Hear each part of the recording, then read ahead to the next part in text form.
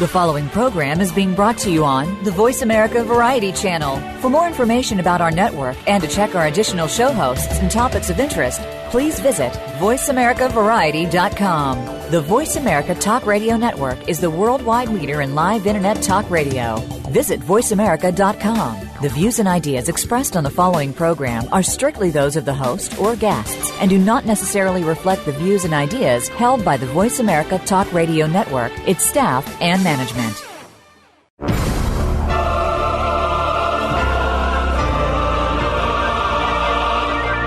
Welcome to Crime Prevention 101. We're so happy you joined us this week. Over the next hour, you'll learn the tips, tricks, and vital information that will help you keep yourself confident and safe. Now, here's your host, Susan Bartelstone. Welcome to Crime Prevention 101. This is the personal safety show with an optimistic perspective on a sober subject. I'm your host, Susan Bartelstone, and as always, it is my great privilege and pleasure to spend the next hour with you, helping you keep yourself safe. Just a quick reminder, Domestic Violence Awareness Month, which is October, is almost over, but this should be only the beginning of your recommitment to ending violence. And it should continue in November and December and January and the next 12 months. I know I'm going to try to make mine do the same. Now, I think today may be one of the most interesting shows that I've done. Back in June 1993, 16 years ago, headlines all over the world were focused on pretty much one thing, the seemingly unbelievable story of a woman who had cut off her husband's penis and thrown it out the window of her car into a field beside the highway, only to have it found by the police and reattached by the doctors. When I heard this story, I, like most people that I knew, was absolutely stunned by this unbelievable act. And I immediately wanted to know what had led this very shy, frail-looking woman to do what she did. Lorena Bobbitt is the woman I'm talking about. She was in her early 20s at the time, and she said that she had been the victim of domestic violence for years in her marriage. And that night, her husband, John Wayne Bobbitt, had come home drunk and raped her. And that was the final straw for her. She says she just snapped and finally took her revenge after 6 years of increasing suffering. After the notoriety of the trial died down, little was heard about Lorena Bobbitt, who now goes by her maiden name of Gallo, and that is until 2008, when she sat down before TV cameras to face her ex-husband for the first time since the trial had ended all those years. And it was the first time that she had had any contact with him at all. So in the first segment of the show, I talked to Lorena about what happened in her marriage that caused her to get to that point. Then we go on and we talk about the trial and what she remembers about what she did. Then in the second segment and the third segment of the show, we'll be talking about her life since the trial, and it does have a happy ending. We're going to talk about her dramatic reunion in front of those TV cameras with John Wayne Bobbitt after 15 years, and about why she's going public now after all these years of silence. And be sure and stay tuned because I've got some tips that you're going to want to hear at the end of the show.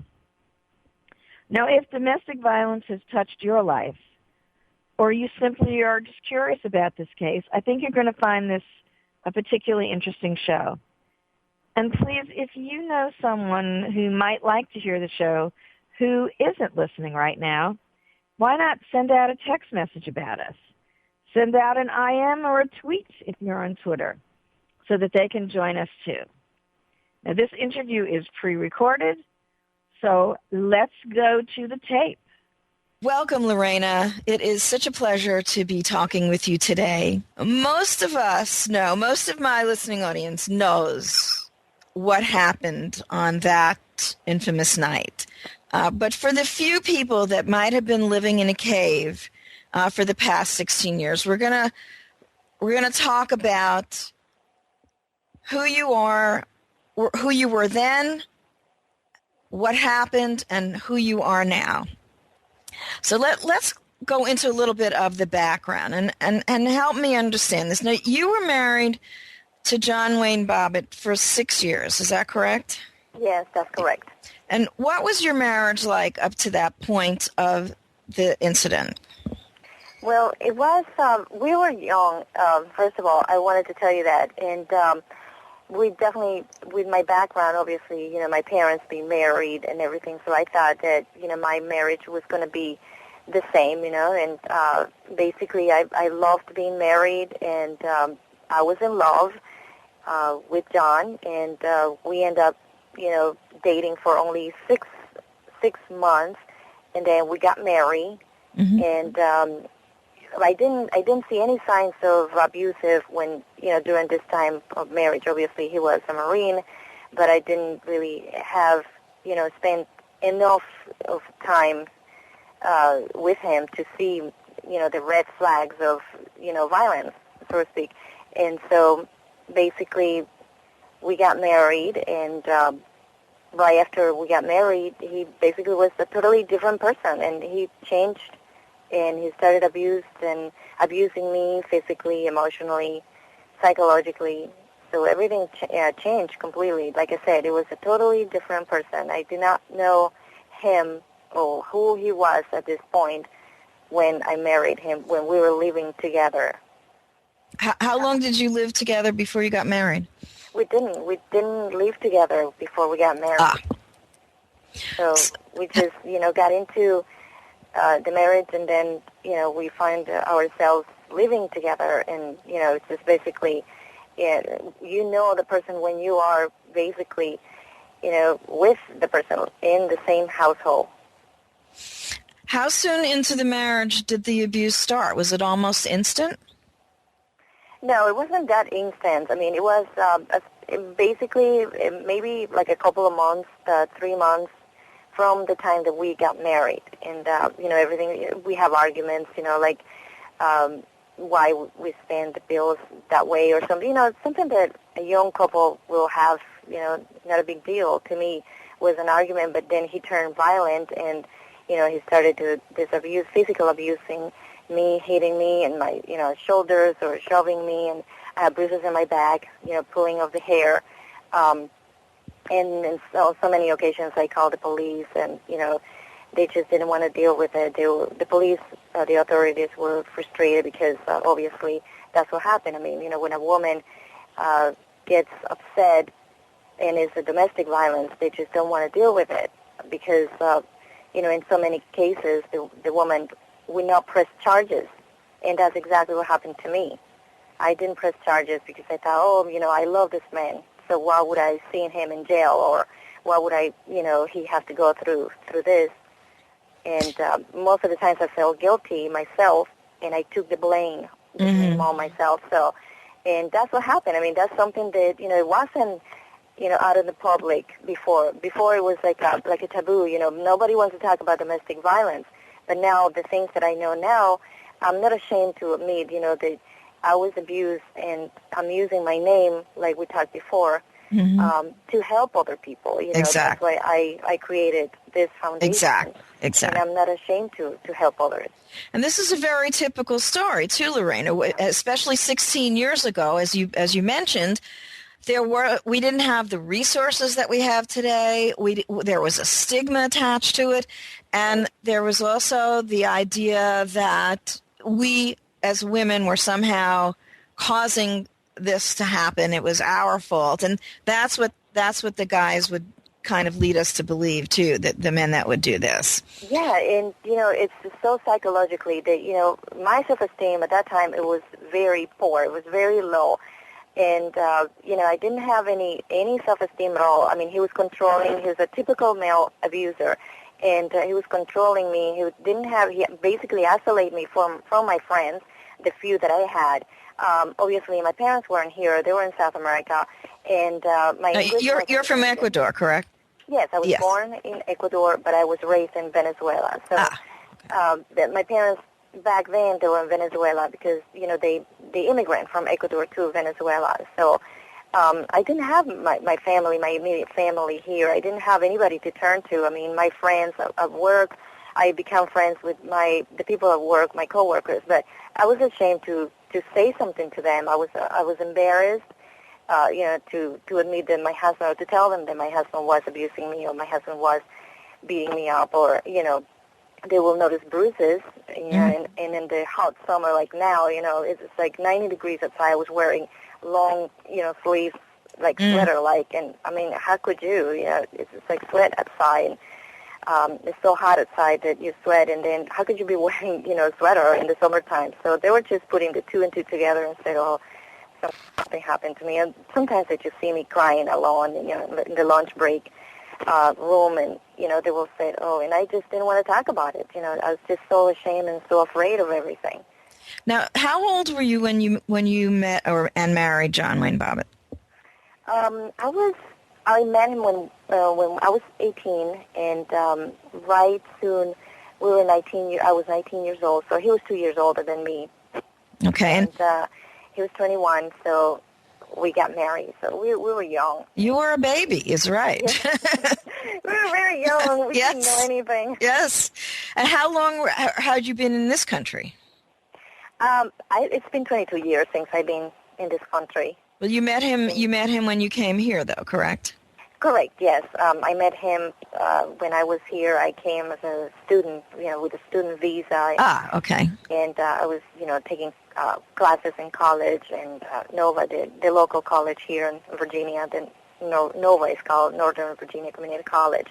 So I was here, and studying, and that's how a friend of mine basically wanted to go out, and obviously being underage, we couldn't go to the bars, but we went to this marine bar, which it was open for the public too, so they didn't really see any ID or something. So I sneak in to one of the bars, and there he was.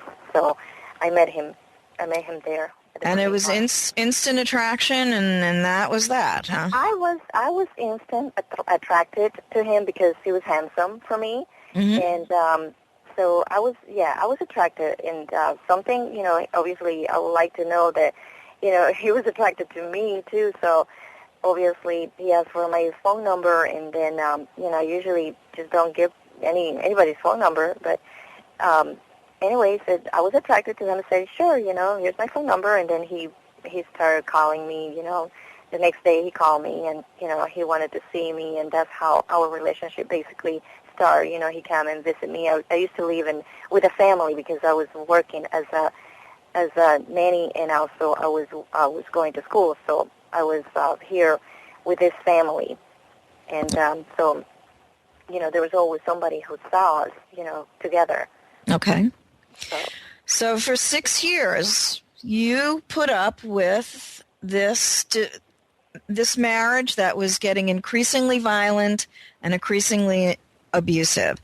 What was the tipping point for you? What happened that particular night that made you fight back, so to speak, that made you do what you did, cut off his penis, throw it out the car window, and so forth? That was really interesting, wasn't it? What a story. You're listening to Crime Prevention 101, and when we come back, you're going to hear what Lorena Bobbitt has been doing since that infamous trial ended, and why she's going public now. So don't forget to check Lorena's website for more information about her foundation, Lorena's Red Wagon. www.lorenasredwagon.com. Say that fast a few times. And don't forget, you can follow me on Facebook and Twitter now, and there's plenty of show left to tune in for, so please start tweeting about us.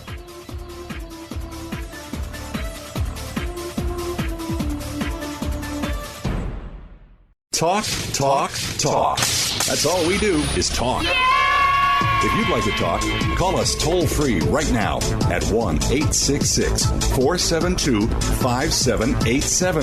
1-866-472-5787. That's it.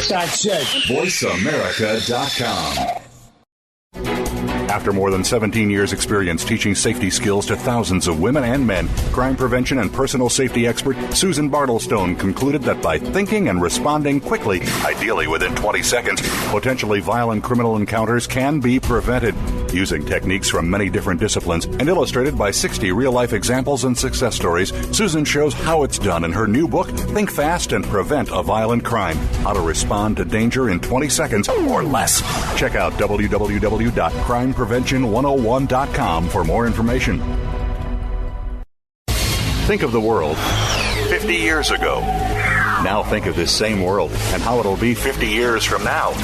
Did you know that if the world's population continues to grow at its current rate, our children and grandchildren will only have 25% of the resources per capita that our parents and grandparents had? We must preserve the foundation of a quality standard of living. That foundation starts with Go Green Radio. Join your host, Jill Buck, for Go Green Radio every Friday at noon Eastern, 9 a.m. Pacific on Voice America. Streaming live. The leader in Internet talk radio. VoiceAmerica.com.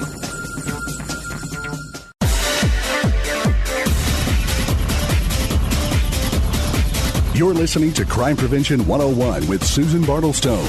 Susan would like to remind you that no absolutes exist in a crime scenario, and no advice can possibly address every variable.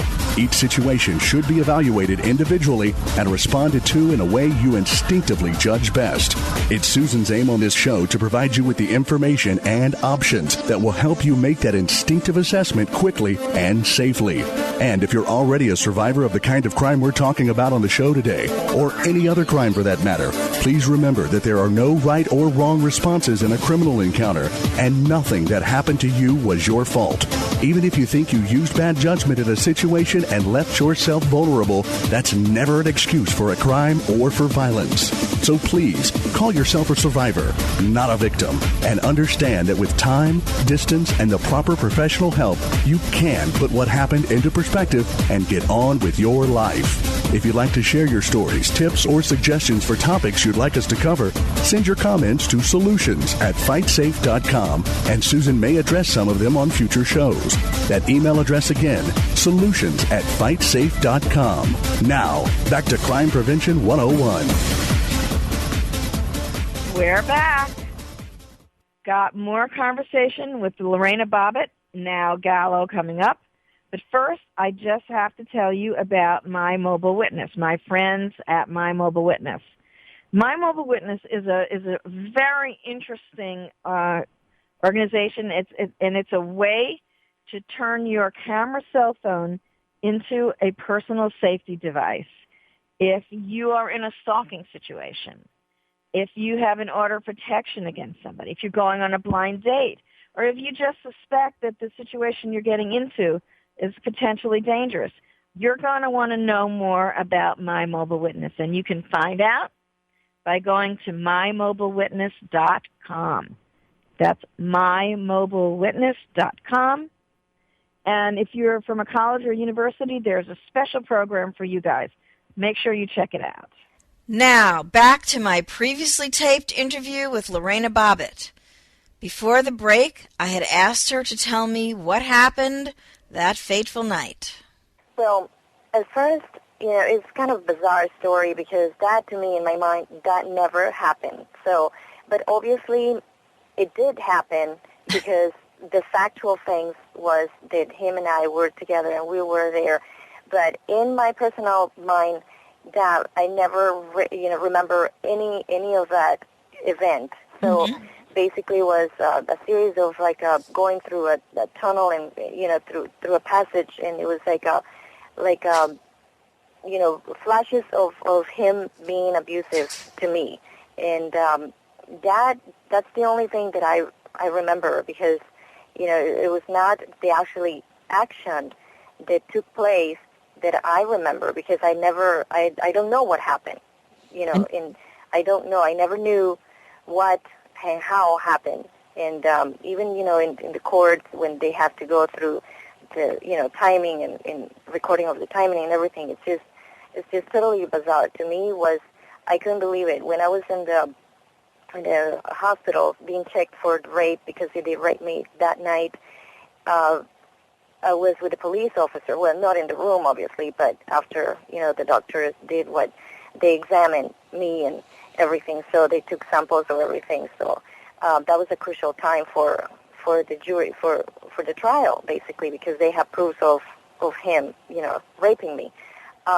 Anyway, so when I was with a police officer, he was asking, me, what happened? And that's exactly what I told him. I said, I don't remember. So he was the one basically who told me what happened. That, I cut his penis off. And then I was like, wow, that's not me. I mean, that's a totally different person. You're not talking to me. I do not do that, So I don't know. So you actually did not remember what you had done. No. You must have just totally snapped, and somewhere in your mind you just said enough is enough, and That's just called, did it. Yeah, insanity. Temporary insanity. Yeah, the temporary insanity, and you don't remember anything until you basically, that way, and you can do anything. You can harm yourself, you can harm others, and you can kill yourself or others by by being insane. And I was basically temporary crazy, temporary insane. And that is what the jury said, and that was the basis for the acquittal, which I'm thrilled about. Now, in an early interview that you gave at the time of the trial, you said that one of the things you told the police after the interview was that in your native country, in Ecuador, this kind of thing was not an uncommon way to get revenge. Do you think that somehow that is this more common down there, do you think? And that's maybe how... No, first of all, I was in Ecuador when I was only 5 years old, and then we moved to Venezuela, and I was young, and I grew up in Venezuela, and we never see something like that in the countries that I lived in, and we don't know any of that to happen. Oh, okay. All right. That was somebody. I had asked some of the people on my blog if they had any questions for you, and that was something that someone had asked me. So I'm glad we could clear that up. All right. Let's jump to the trial. I can't imagine what it was like being in that situation with the whole world looking at you. Tell me a little bit about what that was like for you. Oh my God, it was a very stressful and experience. I mean, I can't even find words for that. At such a young age, I was basically have a crash course of law, and I didn't know how to go or what to turn to accept my attorneys, and I basically they were fighting for my life. They were fighting for me to not to go to jail, and so it was a very, very stressful and situation, and it was horrible. I mean, being judged, I mean, of people, that you don't even know, and thinking that your life depends on them, and it's just you have no control of your life at all. Now, refresh the audience's memory. You had very high-profile attorneys. Who were your attorneys? Yes, Mr. Howard is one of the attorneys. Was one of the attorneys, what's his first name? One of those, Mr. Howard, Blair Howard. Blair Howard. Okay. Yes, and it was. Gosh, I can't remember. She's a judge now. I'm so sorry. I have it in my mouth. I'm sorry. Okay. I'm glad that this is gonna be. Don't worry. I'm so sorry. It just took me out of surprise there because I don't quite remember. I mean, I have it in my tip of my mouth. It just doesn't come out.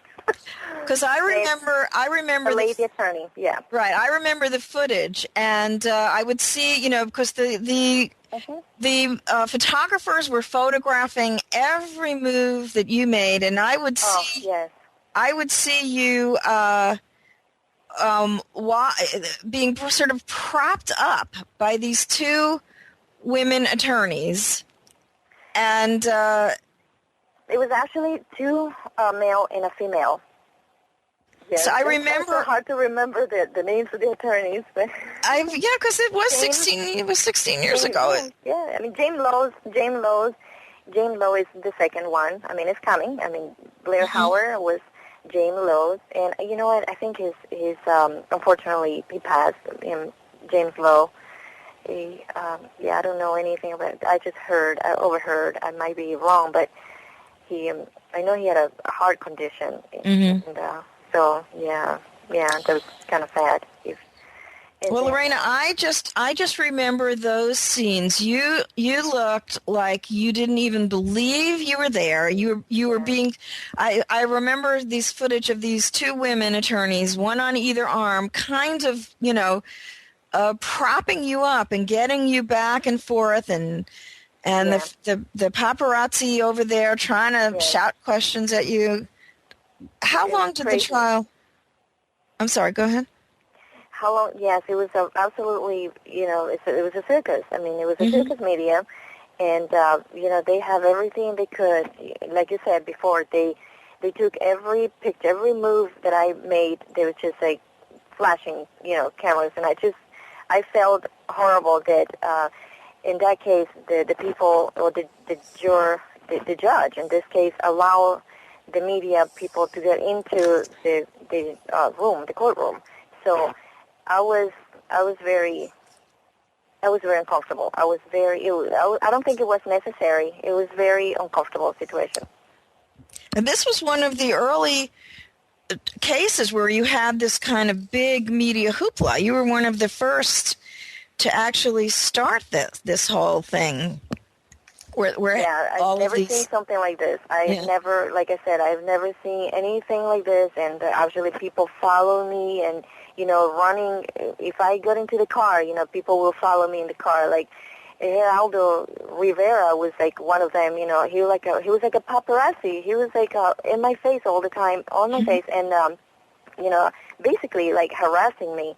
And, he would run red lights, to get a shot of me or to get, pictures with me and my attorneys or what kind of face I made. And, somebody might shout something and then, they will see my face, my facial expressions and then snap that picture and then put it in a newspaper or, any other, newspaper or magazine. So they were just waiting for the time just to get me. And, to me that was very, very uncomfortable. And I could not believe how I felt. And it's hard for me to describe it because, I try to relieve moments and, obviously all it does make me is, it upset me.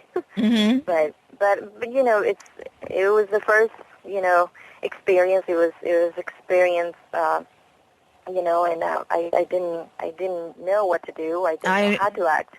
I'm sure you were completely unprepared for anything like this. Totally unprepared. I mean, you just don't know what to do, and you definitely you're completely unprepared. You don't know what's going on and who's going to, do this or who's going to do that or anything, or what they're going to say about you because they don't know the facts. They don't know what happened. They were never there in the room to see what happened or the past of my history, with my husband. They don't know anything. So, for them to snap a picture and have an opinion of what happened is totally absurd. It's totally ridiculous. I totally agree with you.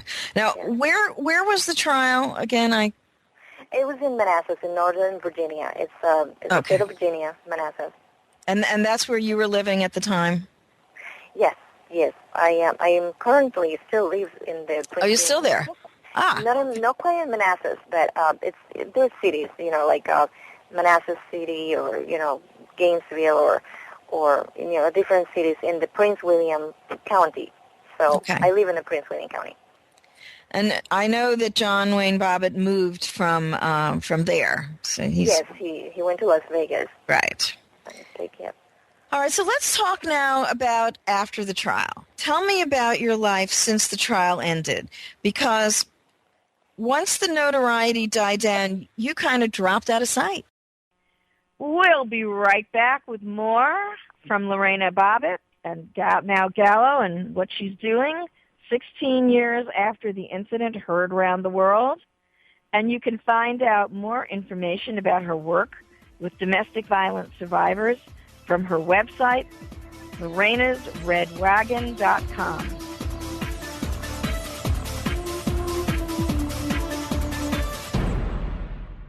Talk, talk, talk. That's all we do is talk. If you'd like to talk, call us toll-free right now at 1-866-472-5787. 1-866-472-5787. That's it. VoiceAmerica.com. After more than 17 years' experience teaching safety skills to thousands of women and men, crime prevention and personal safety expert Susan Bartelstone concluded that by thinking and responding quickly, ideally within 20 seconds, potentially violent criminal encounters can be prevented. Using techniques from many different disciplines and illustrated by 60 real-life examples and success stories, Susan shows how it's done in her new book, Think Fast and Prevent a Violent Crime: How to Respond to Danger in 20 Seconds or Less. Check out www.crimeprevention101.com for more information. Are you ready to grow your business? Listen for the Independent Business Owner Show with your coach, Rick Corrado. This entertaining talk radio program will bring you the tools to help increase your business. You'll learn sales success, time management, lead generation, business development, life balance, and much more. Rick Corrado is here to help you take your business to the next level. Listen for the Independent Business Owner Show, heard live every Monday morning at 11 a.m. Eastern Time, 8 a.m. Pacific on the Voice America Business Network. The Internet's number one talk station. Number one talk station. VoiceAmerica.com.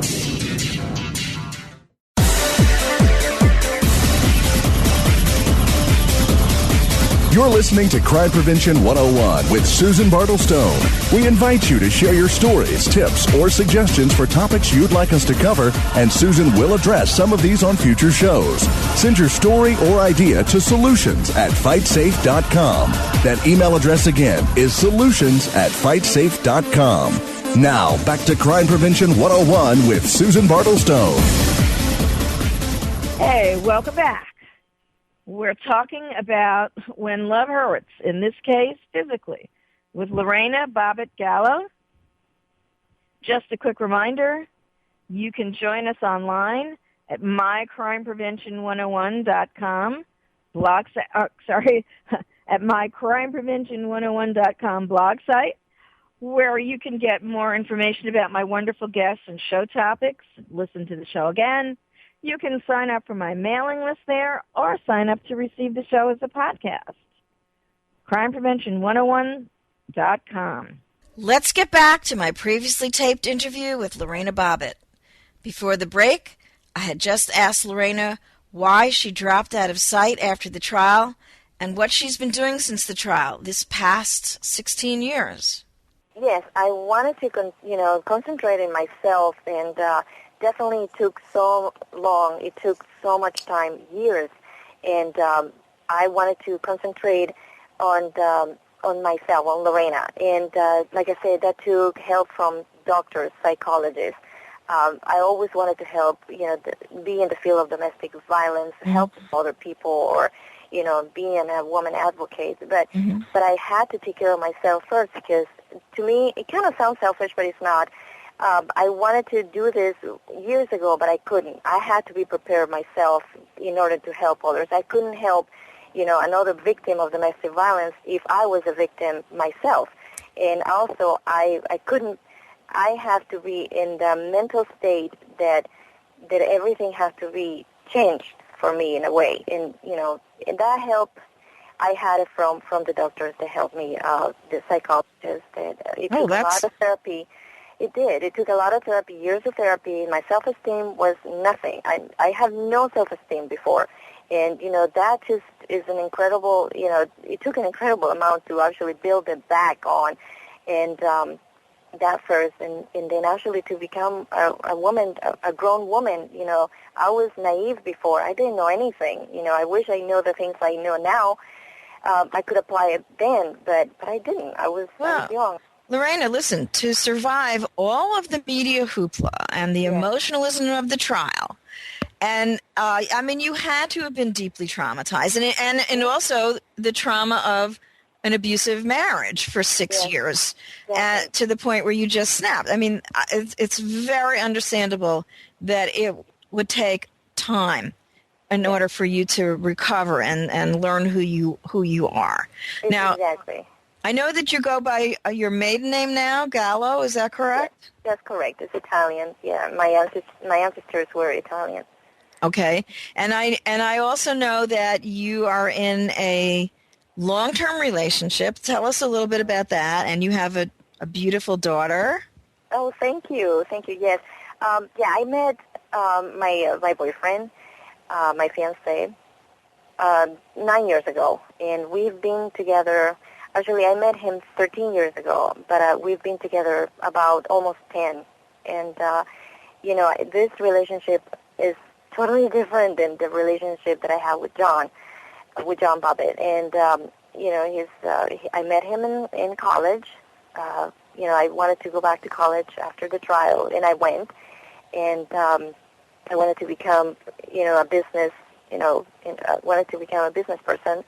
And I did study business in college, and he was there. He was studying with me, and we took the same classes.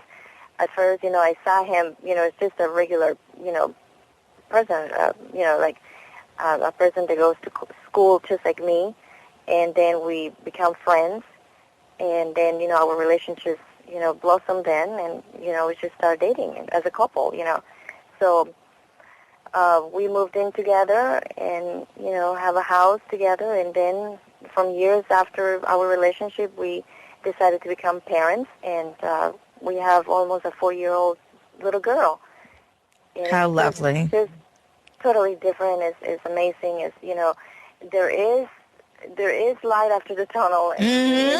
Light at the end of the I wish women who is in a bad relationship think and say, look, I know sometimes, you have kids with your abuser partner, but that's not the end of the world. And maybe it's easy for me to say that because I didn't have children with John Bobbitt. So, to have that relationship that you still have to be connected somewhere with your husband abuser, then it's difficult.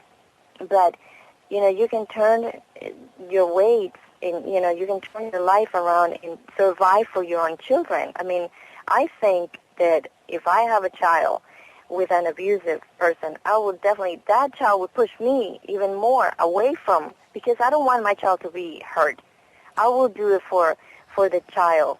Well, that's a very good point, Lorena. And unfortunately, that people can say, it can be so overwhelming because I have these children. Yeah. But you make a good point. Is what are they looking at? They're looking at their mother being abused. Now, how could that be good for a kid, right? It's amazing. Domestic violence is unfortunately social plague. It's a disease. It's an epidemic. It's a social disease. It's an epidemic. Social epidemic, indeed. It's a totally social epidemic, and and we have to do something, and we have to be aware of that. So teach our future generations, to deal with the problem, to raise a red flag, and to be able for them to learn that they notice and they have to solve the problem. They have to actually not be in a abusive relationship, but to be in a healthy relationship. And how you teach those children? By telling them from the very beginning, from young, this is the problem and this is what you can do eventually. So they know to be aware of in their lives when they're adults. That's a great point, Lorena. Let me go back a little bit now. You went to school and you're working in the real estate business now? I do. I became a realtor 4 years ago, and I always wanted to do. And whenever I do my job, I always donate, to the shelters 10%. It depends. 10, 15%. And the money goes to the shelter that most need help. Now, this is your foundation, right? This is Lorena's Red Wagon. When did you found this?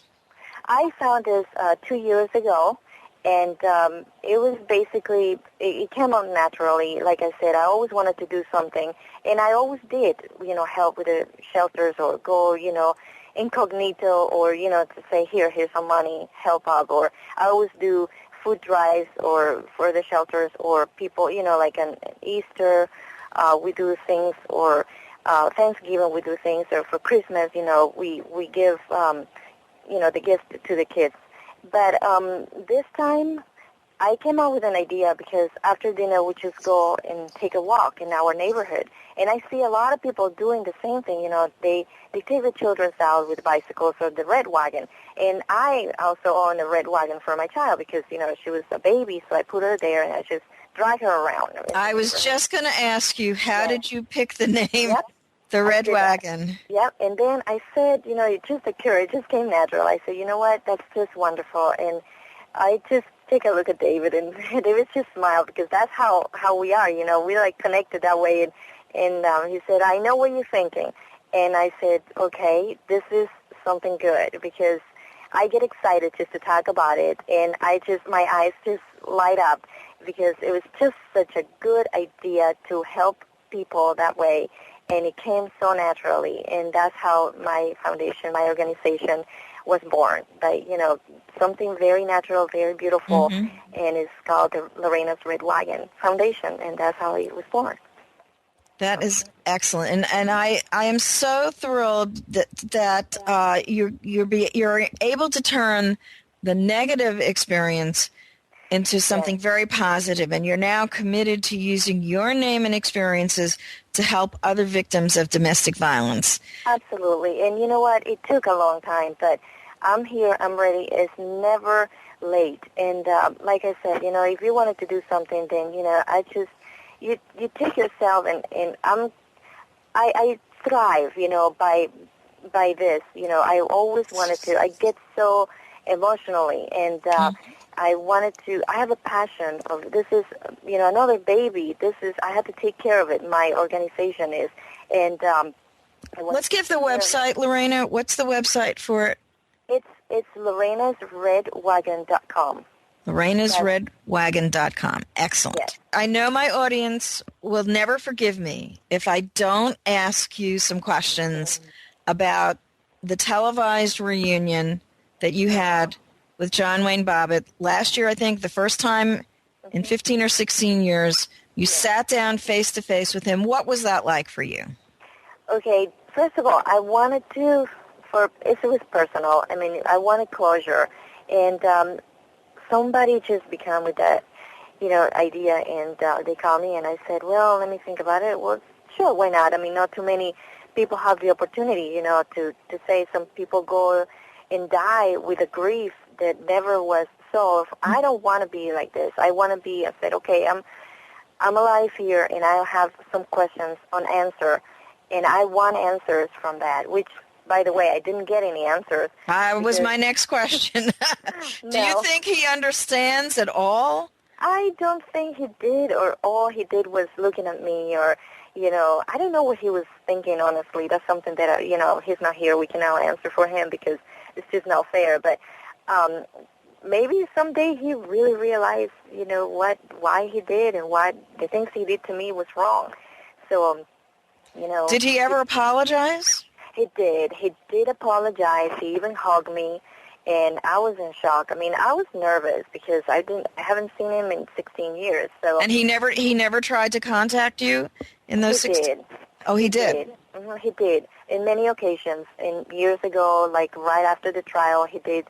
Right after the trial, he started sending me flowers. I don't know. He probably felt guilty, obviously, but send me flowers for Valentine's Day, or send me cards, or that tells me he loves me, stuff like that. And then he disappeared, and then he was busy with his pornography movies and whatever, and then there he goes, comes back again sending me text messages because obviously, through my webpage, or anything, it's public. And so he find out and send me religious messages and stuff. And then I said, what is this about? Well, why he sent it? So one of the things that I wanted to actually see him in person was I wanted to ask him, why he sent me text messages and why he tried to contact me so much and, why he tried to, reach out to me or, through the sending me text messages and stuff or leaving me messages on my phone. And I wanted to, and I did ask him that, I said, please stop doing that. And basically he just didn't have any answers. He still, Still no answers. Yes, no answers. Well, I know that he was involved in a domestic violence. He was arrested for it. I don't know. I think he may have served some jail time. So, well, hopefully now, and hopefully maybe seeing you, and because I know that at the time you stated that you were disappointed that he used his notoriety to make money and to get publicity. Maybe if he sees the work that you're doing, that will sink in a little bit. Yeah, he can do so much. I mean, there's also, he can do men's program or, he can also get involved. If he truly gets it. This is Crime Prevention 101. We'll be right back with more conversation about what Lorena Bobbitt has been doing and is going to be doing with her foundation. Make sure you check her out on her website, lorenasredwagon.com. And I'm going to actually be posting a link to Lorena's website right from my crimeprevention101.com website. And I've also got some great resources for you that I'll be posting there if you're in a domestic violence situation or if you know someone who is.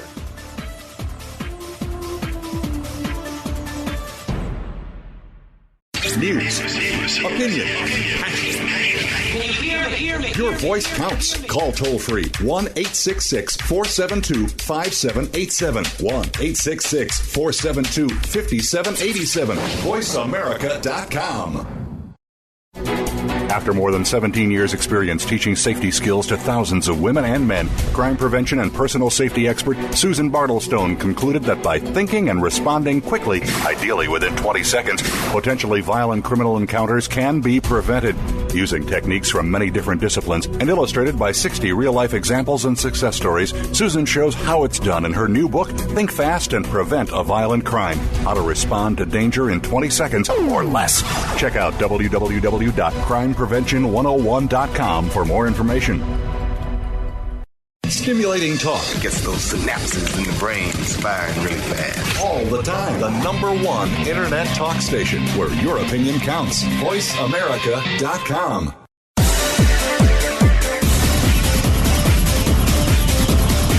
You're listening to Crime Prevention 101 with Susan Bartelstone. We invite you to share your stories, tips, or suggestions for topics you'd like us to cover, and Susan will address some of these on future shows. Send your story or idea to solutions@fightsafe.com. That email address again is solutions@fightsafe.com. Now, back to Crime Prevention 101 with Susan Bartelstone. Welcome back. I'm Susan Bartelstone. Don't forget, we're available on iTunes, so you don't even have to be at your computer. So listen. Okay, let's return to the last part of the interview with Lorena Bobbitt. Now, I have to ask, is there a book in your future? Is there a movie? I know you must have been approached. I'm just curious why you haven't gone that route before. Yeah, well, right now, somebody did approach me for a book, but nothing is concrete now. I mean, we're still working on certain things. There's nothing really, that I can tell you that for sure. There's always something else that. But right now, I am so busy that I wanted to concentrate in my organization before I even, do something else. Because what I wanted to do is put more than 100% in one thing. And, because I feel that it's needed and because I feel that it's my passion, like I said.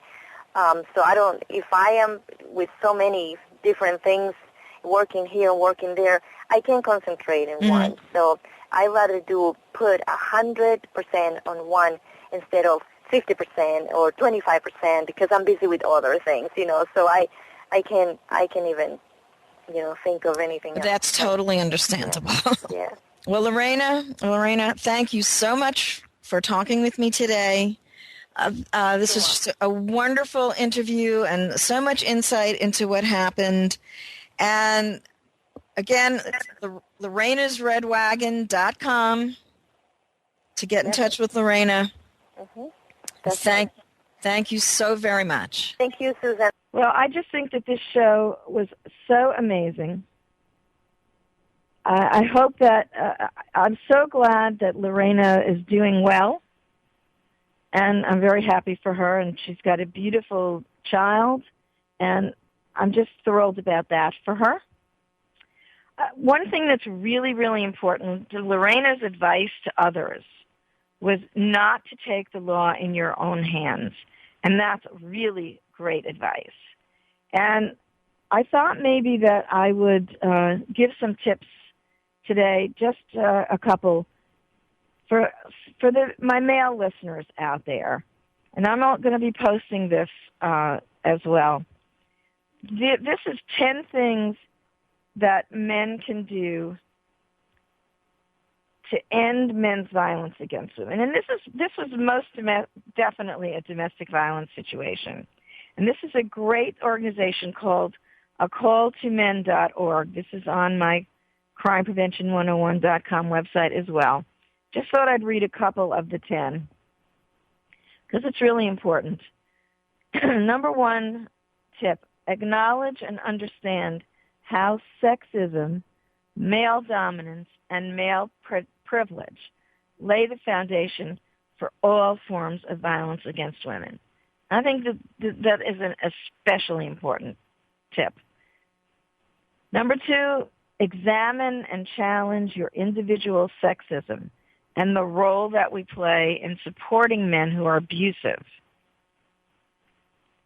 Number three, recognize and stop colluding with other men by getting out of our socially defined roles and take a stance to end violence against women.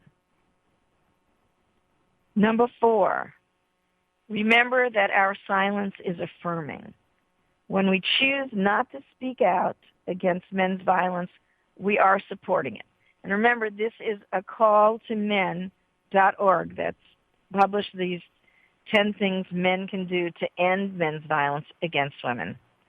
Number five, educate and re-educate our sons and other young men about our responsibility in ending men's violence against women. Number six, and I think this is really important, break out of the man box.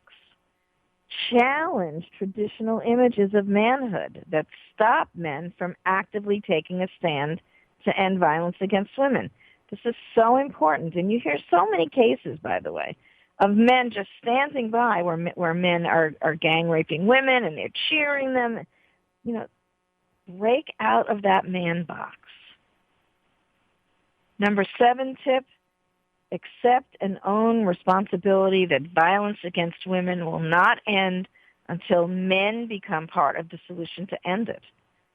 Men must take an active role in creating a cultural and social shift that no longer tolerates violence against women. Number eight, stop supporting the notion that men's violence against women is due to mental illness, lack of anger management skills, don't you love that one?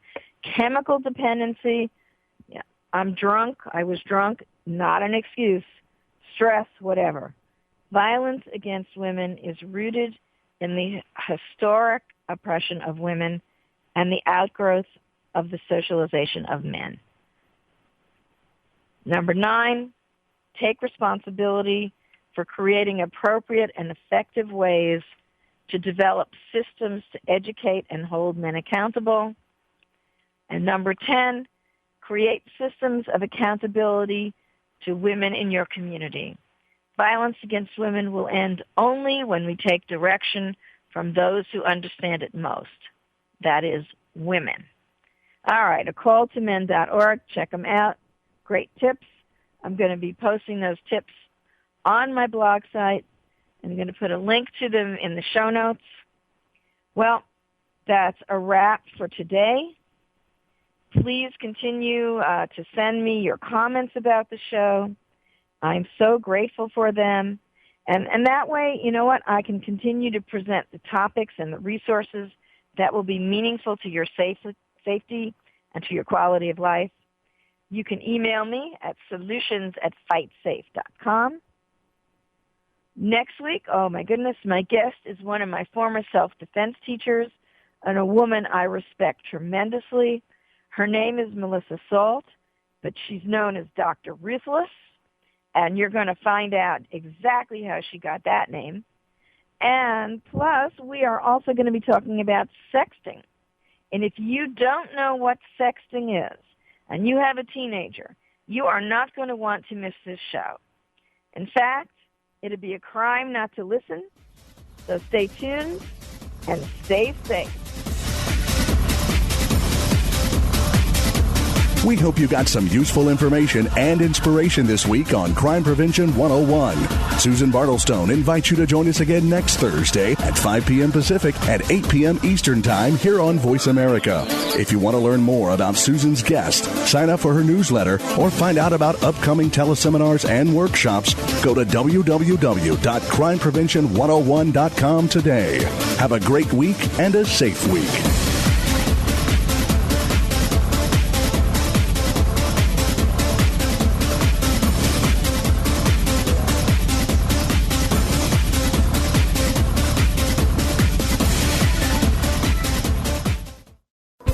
Thanks again for listening to the preceding program, brought to you on the Voice America Variety Channel. For more information about our network and to check out additional show hosts and topics of interest, please visit voiceamericavariety.com. The Voice America Talk Radio Network is the worldwide leader in live Internet talk radio. Visit voiceamerica.com. The views and ideas expressed on the preceding program are strictly those of the hosts or guests and do not necessarily reflect the views and ideas held by Voice America Talk Radio Network, its staff, and management.